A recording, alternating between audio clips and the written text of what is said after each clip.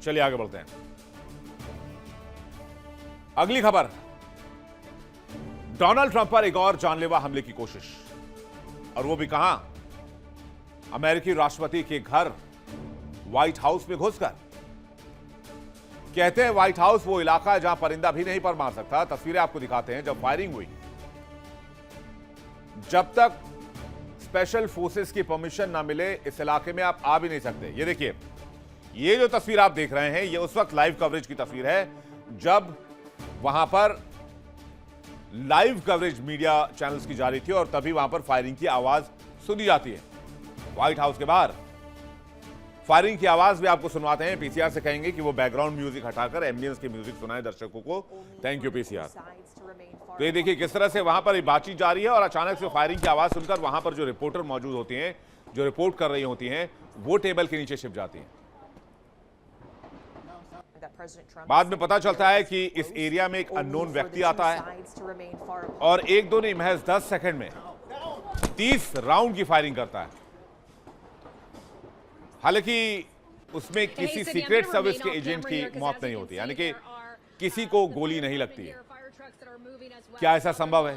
30 round firing, एक gunman उस area में जाए जहां पर किसी को भी निशाने पर ले सकता है। तो क्या ये साजिशें बार बार ट्रंप की ओर से रची जा रही हैं या फिर इसमें ईरानी प्रॉक्सीज का हाथ है? पहले आप ये तस्वीर देखिए।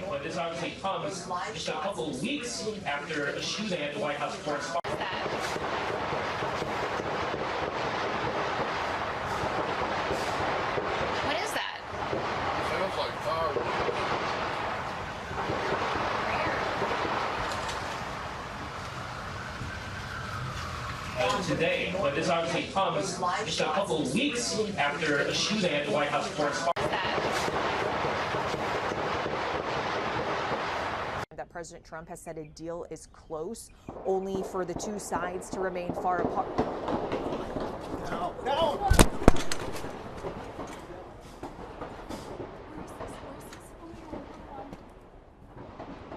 That President Trump has said a deal is close, only for the two sides to remain far apart. अब सवाल इस बात को लेकर है। इस खबर में दो पहलू देख रहा हूं यहां से। एक तो डोनाल्ड ट्रंप पर बैक टू बैक इतने हमले की कोशिश कैसे हो रहे हैं? अमेरिकी सीक्रेट सर्विसेज क्या कर रही है? दूसरी कहानी, क्या इसके पीछे खुद ट्रंप है? जानेंगे इन दोनों पहलुओं को विस्तार से और इस पर बातचीत भी करेंगे। तस्वीर आपने देख ली किस तरह से पत्रकार जान बचाते नजर आ रहे हैं इस फायरिंग के बाद। अब एक तस्वीर देखिए गोलीबारी के बाद किस तरह से सुरक्षा व्यवस्था को सख्त किया गया और जो सिक्योरिटी टीम के लोग थे उन्होंने पूरा व्हाइट हाउस खंगाल डाला। इस तस्वीर में आपको दिखेगा कि व्हाइट हाउस के आसपास स्नाइपर्स तैनात कर दिए गए हैं और पुलिस की सुरक्षा भी बढ़ा दी गई है। अब इस तस्वीर में देखिए गोलीबारी की घटना के बाद सीक्रेट सर्विस के एजेंट किस तरह से एक्टिव नजर आ रहे हैं, व्हाइट हाउस के चारों ओर नजर आ रहे हैं। लेकिन क्या अमेरिका में व्हाइट हाउस के इर्द गिर्द पिस्टल या गन लेकर घुसना इतना आसान है? इस गोलीबारी की घटना के बाद व्हाइट हाउस की सुरक्षा को और ज्यादा सख्त कर दिया गया। आसपास के इलाकों को फिर से सैनिटाइज किया जा रहा है। वीडियो में आप देख सकते हैं घेरेबंदी दिख रही है और इसी जगह पर हमलावर मारा गया। कहते हैं सीक्रेट सर्विस के एजेंट्स ने गोली मारकर उस हमलावर को वहीं ढेर कर दिया। अभी जो हमलावर है इसके बारे में भी आप जान लीजिए। हमलावर है नासिर बेस्ट, जिसने व्हाइट हाउस के पास महज 10 सेकेंड्स में 30 राउंड की फायरिंग की। अब इस पूरे घटनाक्रम से जुड़ी हुई एक साथ 8 तस्वीरें आपके स्क्रीन पर आपको दिखा रहे हैं कि हमले के दरमियान क्या कुछ हुआ। गोलीबारी बाद सुरक्षा व्यवस्था सख्त कर दी गई। जब गोलीबारी हो रही थी तो वहां मौजूद पत्रकार टेबल के नीचे छिप गई। गोली चलने के बाद एक पत्रकार घबराई नजर आई। सीक्रेट सर्विस के एजेंट्स एक्टिव हो गए। व्हाइट हाउस में स्नाइपर्स तैनात कर दिए गए। व्हाइट हाउस की बाहरी सुरक्षा बढ़ा दी गई। बाहर पुलिस तैनात कर दी गई और हमलावर नासिर बेस्ट की तस्वीर आप इस वक्त देख रहे हैं। कहते हैं सिक्योरिटी चेकपोस्ट के पास पहुंचते ही हमलावर नासिर ने बैग से हथियार निकाला और सीक्रेट सर्विस के अधिकारियों पर ताबड़तोड़ फायरिंग शुरू कर दी। हालांकि बुलेट प्रूफ जैकेट पहने सीक्रेट सर्विस के अधिकारी बच गए। व्हाइट हाउस में मौजूद पत्रकारों ने बताया कि उन्होंने करीब 25 से 30 गोलियों की आवाज सुनी। सीक्रेट सर्विस एजेंट्स ने तुरंत सभी मीडिया कर्मियों को प्रेस ब्रीफिंग रूम में पहुंचा दिया। हमलावर की पहचान 21 साल के नासिर के तौर पर हुई, जो वॉशिंगटन डीसी के आसपास के इलाके का रहने वाला था। कहते हैं इस व्यक्ति की मानसिक स्थिति भी खराब थी। सीक्रेट सर्विस ने जब जवाबी फायरिंग शुरू की तो नासिर घायल हुआ और उसके अस्पताल में मौत हो गई। इसमें एक राहगीर भी घायल हुआ, वो भी सीक्रेट सर्विस के एजेंट के गोली लगने से घायल हुआ। कहते हैं उस वक्त डोनाल्ड ट्रंप व्हाइट हाउस के अंदर मौजूद थे और ईरान के साथ शांति समझौते पर काम कर रहे थे।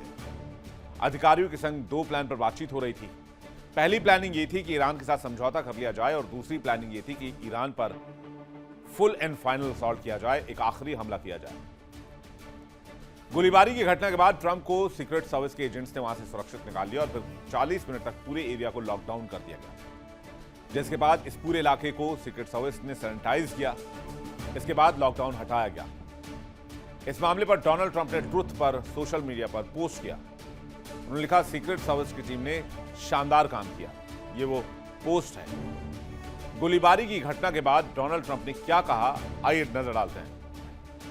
उन्होंने लिखा, हमारी महान secret service law enforcement agencies को धन्यवाद। व्हाइट हाउस के पास हमले के दौरान शानदार काम किया गया। हमला करने वाले शख्स का हिंसक इतिहास रहा है। सीक्रेट सर्विस एजेंट्स ने हमलावर को मार गिराया। यह हमला कॉरेस्पॉन्डेंट जनरल के 1 महीने के बाद हुआ है। अब व्हाइट हाउस सुरक्षित करने की से जरूरत है। भविष्य के राष्ट्रपतियों के लिए व्हाइट हाउस सुरक्षित होना चाहिए। लेकिन पिछले 24 को हमला, फिर 24 को हमला, क्या यह महज संयोग है या फिर एक सोचा समझा प्रयोग है? थोड़ा सा फ्लैशबैक में चलिए। ठीक 1 महीने पहले 24 अप्रैल की तारीख व्हाइट हाउस कॉरेस्पॉन्डेंट जनरल के दौरान 31 वर्षीय कोल थॉमस एलन ने मुख्य सिक्योरिटी स्क्रीनिंग एरिया के पास गोली चलाई थी। उसके पास 12 गेज शॉटगन, एक सेमी ऑटोमेटिक पिस्टल और कई धारदार हथियार थे। उसने एक मैनिफेस्टो भी लिखा था जिसमें ट्रंप प्रशासन की नीतियों की कड़ी आलोचना की गई। और 24 मई को फिर से हमला, वो भी व्हाइट हाउस में घुसकर। क्या दोनों संयोग हैं या ये ट्रंप का बहुत बड़ा प्रयोग है? क्योंकि सोशल मीडिया पर बार बार ये सवाल उठाए गए कि ट्रंप इशारे इशारे में बॉलरूम का जिक्र कर चुके हैं। ऐसे में सवाल उठता है, क्या यह हमला जानबूझकर करवाया जा रहा है? सोशल मीडिया पर कुछ लोग ये भी लिख रहे हैं कि ट्रंप यह हमला जानबूझकर करवा रहे हैं ताकि अमेरिका के अंदर जो सेंटिमेंट ट्रंप के खिलाफ मजबूत हो रहा है, जिस तरह की नाराजगी डोनाल्ड ट्रंप के अंदर के लिए अमेरिकन के अंदर दिख रही है, उसको कम किया जाए। लोगों के दिल में, लोगों के सेंटिमेंट का फायदा उठाया जाए, उनके दिल में जगह बनाया जाए और मिड टर्म इलेक्शंस में इसका फायदा दिखे। ट्रंप अमेरिकन्स को बताना चाहते हैं कि हम आपकी भलाई के लिए काम कर रहे हैं, लेकिन दुश्मन मुझे मारना चाहता है, मुझे रोकना चाहता है और इसलिए अमेरिकन्स का ट्रंप के साथ खड़ा होना बहुत जरूरी है। वो दिखाना चाहते हैं कि वो अपनी जान की परवाह नहीं करते हैं। वो अमेरिका की सेवा कर रहे हैं, अमेरिकन्स की सेवा कर रहे हैं, जिसके उनकी पॉपुलैरिटी का ग्राफ दोबारा ठीक हो जाए। आगे की कहानी बताएंगे, लेकिन इससे पहले जान लीजिए कि नासिर बेस्ट जिसने हमला किया वो कौन था। हमलावर नासिर बेस्ट 21 साल का एक युवक नौजवान जो यूएस के मैरीलैंड का रहने वाला बताया गया। व्हाइट हाउस के सुरक्षा चेक पॉइंट पर गोलीबारी की जवाब में सीक्रेट सर्विस ने उस पर फायरिंग की। घटना के समय डोनाल्ड ट्रंप व्हाइट हाउस में ही मौजूद थे। बेस्ट पहले से ही सीक्रेट सर्विस की जानकारी निकाल चुका था। 2025 में कई बार वो व्हाइट हाउस के आसपास पकड़ा गया। एक बार अदालत ने उसे व्हाइट हाउस से दूर रहने का आदेश भी दिया था और उसको रिलीज कर दिया था। नासिर बेस्ट खुद को जीसस क्राइस्ट मानता था। अमेरिकी एजेंसियां हमले के सटीक मकसद की जांच कर रही हैं। हमलावर नासिर बेस्ट की बात करें तो जुलाई 2025 में व्हाइट हाउस में घुसने की कोशिश कर चुका है और गिरफ्तार हो गया था। फिर उसे मानसिक तौर पर बीमार बताया गया, इलाज के लिए अस्पताल भेजा गया। अप्रैल वाले हमलावर एलन का मैनिफेस्टो ट्रंप विरोधी था, यानी दोनों मामलों में हमलावर ट्रंप के खिलाफ थे। षड्यंत्र सिद्धांत हमेशा आकर्षक लगते हैं, लेकिन तथ्य यह है कि इस वक्त अमेरिका में जो तनाव है, जो राजनीति है, जो महंगाई है और जो ईरान के खिलाफ जंग है, उससे अमेरिकन्स में बहुत असंतोष है। जो तेल की कीमतें हैं, वो अमेरिकन्स को बहुत नाराज कर रही हैं। और ये व्हाइट हाउस पर हुई घटना कोई नई फायरिंग की घटना नहीं है, इसका इतिहास रहा है। कई बार व्हाइट हाउस के बाहर फायरिंग की घटना हो चुकी है। कब कब हमले हुए हैं व्हाइट हाउस पर, इसका बहुत पुराना इतिहास है। आप 200 साल पीछे भी चले जाएंगे तो भी आपको इसका जिक्र मिलेगा। 24 अगस्त 1814, यहां भी देखिए एक नंबर कॉमन है, 24 तारीख। व्हाइट हाउस पर अब तक का सबसे बड़ा हमला हुआ है, ये 210 साल पहले हुआ था।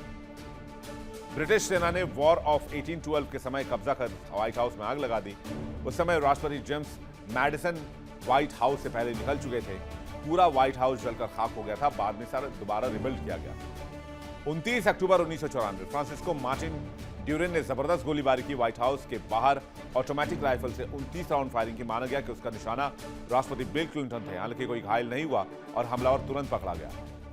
8 फरवरी 2001 रॉबर्ट डब्ल्यू पैकेट नाम के शख्स ने व्हाइट हाउस के बाहर से फायरिंग की। जवाबी कार्रवाई में सीक्रेट सर्विस ने उसे मारकर गिरा दिया। सीक्रेट सर्विस के एजेंट्स ने बाद में उसे घायल करने के बाद गिरफ्तार कर लिया। 11 नवंबर 2011 ऑस्कर ओर्टेगा हर्नांडेज ने दूर से व्हाइट हाउस पर कई राउंड फायरिंग की। 7 गोलियां व्हाइट हाउस की दूसरी मंजिल तक जा लगी। इस घटना में ट्रूमैन बालकनी भी शामिल था। हमले के समय राष्ट्रपति ओबामा उस समय वहां नहीं थे। आरोपी को बाद में गिरफ्तार कर 25 साल की सजा सुनाई गई। चलिए अब आपको बताते हैं ट्रंप की सुरक्षा का हाल फिलहाल क्या है। जो ट्रंप की मुख्य सुरक्षा है उसकी जिम्मेदारी सीक्रेट सर्विस है। इसमें फिर CIA भी इन्वॉल्व है और FBI भी इन्वॉल्व है। मुख्य जिम्मेदारी सीक्रेट सर्विस की है। उसके बाद बारी आती है CIA की। CIA की सुरक्षा 3 लेयर में होती है। लेकिन ये सुरक्षा घेरा किस तरह का होता है वो भी देख लीजिए आप। पहला है प्रोटेक्टिव डिवीजन एजेंट, दूसरा है सीक्रेट सर्विस एजेंट और तीसरे नंबर पर आती है अमेरिकी पुलिस। वैसे ये पहली बार नहीं है जब अमेरिकी राष्ट्रपति डोनाल्ड ट्रंप को जान से मारने की कोशिश हुई। इससे पहले भी व्हाइट हाउस पर हमला कर ट्रंप को निशाना बनाने की कोशिश की गई। ट्रंप के मारे लागो जो विला है आलिशान, उसमें घुसकर ट्रंप को मारने की कोशिश हुई। ट्रंप की बेटी इवांका की हत्या की प्लानिंग रची गई, जिसे 3 दिन पहले गिरफ्तार किया गया है। तो डोनाल्ड ट्रंप कब कब हमलावरों के निशाने पर आए, ये देखते हैं। 13 जुलाई 2024 चुनावी रैली के दौरान 20 साल के थॉमस ने ट्रंप पर फायरिंग की। एक गोली के दाहिने कान के ऊपर से छूकर ट्रंप के निकल गई, जिससे ट्रंप लहूलुहान हो गए।